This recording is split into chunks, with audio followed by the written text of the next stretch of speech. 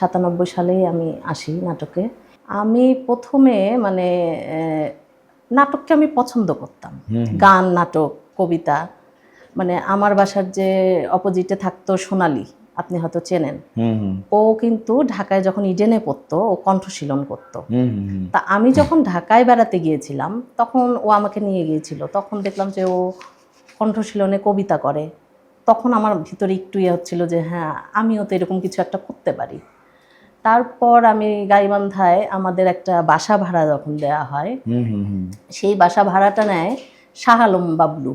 আচ্ছা, নাটকের লোক। তো উনি যখন অবসর সময় থাকতো, তখন আমি একটু ওখানে গিয়ে বসে থাকতাম, গল্প করতাম। উনি তখন নাটকের বিভিন্ন রকমের গল্প করতো। আমার মনে হয় কোনোভাবে তখন নাটক বিষয়টা আমার মধ্যে একটু ঢুকে গেছে। হ্যাঁ। তো এটা আসলে ওইভাবে আর প্রকাশ করা হয়নি কোথাও। তারপর আমার পরিচয় হয়, আমি প্রথম সংগঠন করি হচ্ছে সন্ধানী ডোনার ক্লাব। ডোনারে ছিল, সন্ধানী ডোনার ক্লাব। হ্যাঁ, সেই সূত্রে আমার হচ্ছে জাহিদ হোসেন সুজা ভাইয়ের সাথে পরিচয়, এবং সুজা ভাইয়ের সঙ্গে পরিচয়ের খাতিরে আমার আরিফুল ইসলাম বাবু ভাইয়ের সঙ্গে পরিচয় হয়। আর আরিফুল ইসলাম বাবু ভাই তখন আর কি থিয়েটার করতো। তো বাবু ভাই আর কি ইয়াকে সুজা ভাইকে বলছিল যে ও কি নাটক করবে নাকি।